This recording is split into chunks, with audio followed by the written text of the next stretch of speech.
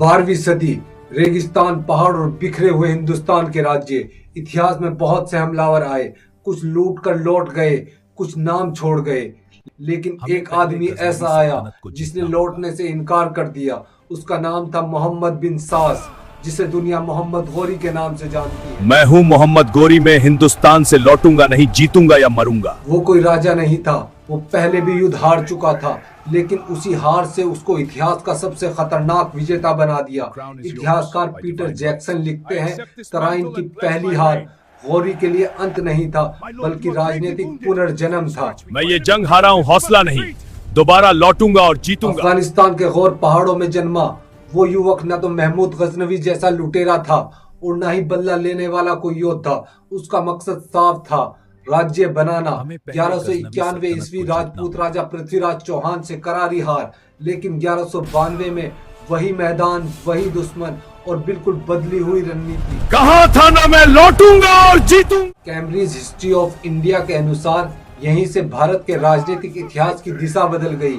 गौरी ने भारत में रहकर शासन नहीं किया, उसने सत्ता सौंपी कुतुबुद्दीन ऐबक को। इतिहासकार इरफान हबीब के अनुसार यही फैसला गौरी को स्थायी आक्रमणकारियों से स्थायी शासक में बदलता है।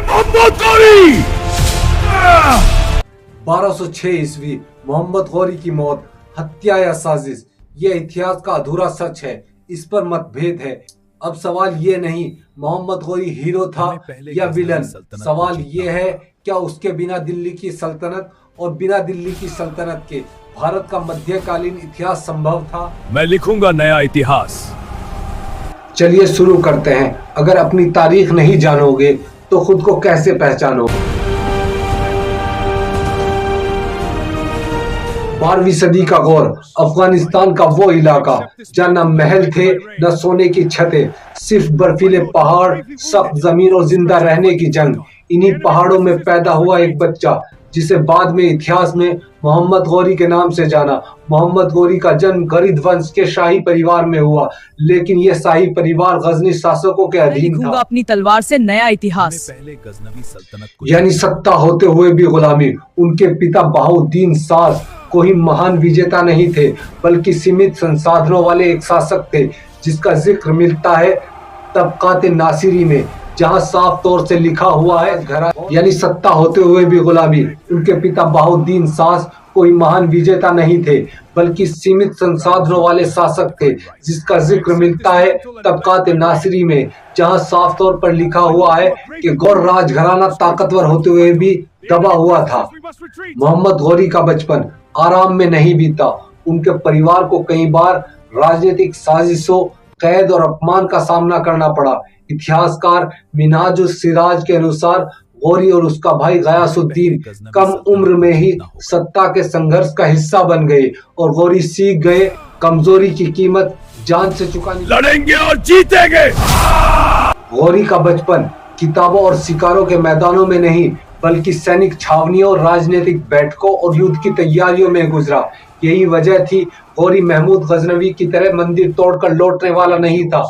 उसने बचपन में ही देख लिया था कि सत्ता सिर्फ जीत नहीं बल्कि व्यवस्था से चलती। मुझे बड़े होकर महान योद्धा बनना है। गौरी का बचपन किसी बादशाह की कहानी नहीं, बल्कि एक ऐसे बच्चे की कहानी है जिसने हालात से लड़ना सीखा, और यही बच्चा आगे आगे चलकर भारत का इतिहास बदल देता है। गौर के पहाड़ों में पला वो बच्चा अब जवान हो चुका था, लेकिन उसकी जवानी उसके लिए जश्न नहीं, इम्तिहान लेकर आई थी। सत्ता अभी भी दूर थी, दुश्मन पास थे, सबसे बड़ा दुश्मन था अनुभवहीन था।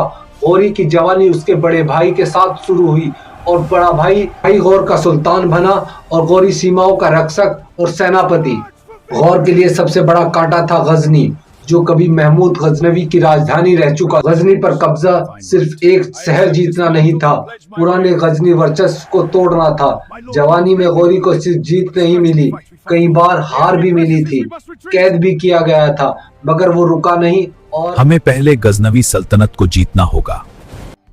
युवा अवस्था में ही गौरी समझ चुका था मध्य एशिया में हार जीत अस्थायी है। ख्वारिज्म, सल्जुक, तुर्क, हर तरफ ताकतवर दुश्मन है। उसने नजर घुमाई उस जमीन पर जो राजनीतिक रूप से बटी हुई थी, भारत।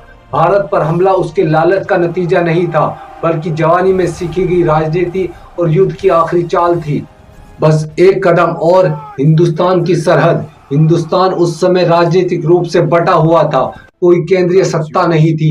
इतिहासकार आंद्रे विक लिखते हैं, भारत गौरी के लिए अवसर नहीं था, बल्कि राजनीतिक आवश्यकता थी। 1180 दशक के अंत में गौरी की नजर पड़ी भारत। उत्तर पश्चिमी गेट सबसे पहला लक्ष्य बना मुल्तान और इसके बाद उच्च। ये कोई बड़ा युद्ध नहीं था, बल्कि जमीन को परखने की कोशिश थी। 1186 ईस्वी में गौरी ने लाहौर पर कब्जा कर लिया और गजनी वंश का अंत कर दिया। यह सिर्फ एक शहर नहीं था, बल्कि भारत में स्थायी दखल की शुरुआत थी। लेकिन हिंदुस्तान खाली नहीं था। सबसे बड़ी ताकत खड़ी थी राजपूत शासक, और उनमें सबसे प्रभावशाली राजा पृथ्वीराज चौहान। 1191 ईस्वी में तराइन की पहली लड़ाई मोहम्मद गौरी बहुत बुरी तरह हार गया, भागकर जान बचाई। लेकिन इतिहासकार पीटर जैक्सन लिखते हैं, भारत में गौरी की पहली हार उसके लिए सबसे सीख बनी। ऐसा होने पर अधिकतर हमलावर लौट जाते थे, गौरी नहीं लौटा। उसने समझ लिया भारत जीतने के लिए केवल तलवार नहीं, रणनीति की भी जरूरत है। उसकी यही सोच इतिहास की सबसे बड़ी लड़ाई को जन्म दे गई, तराइन की दूसरी लड़ाई।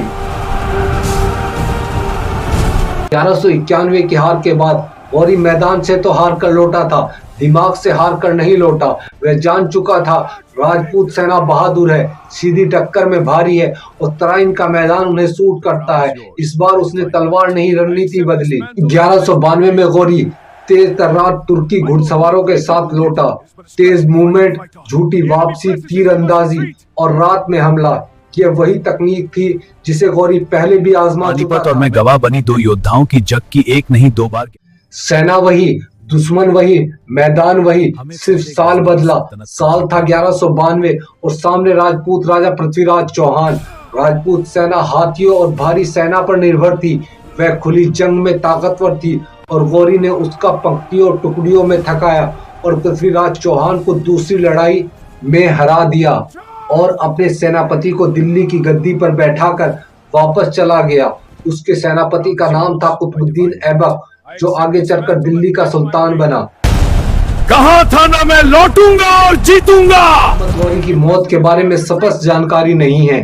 1206 ईस्वी में लौटते समय पंजाब में उसकी मौत हुई।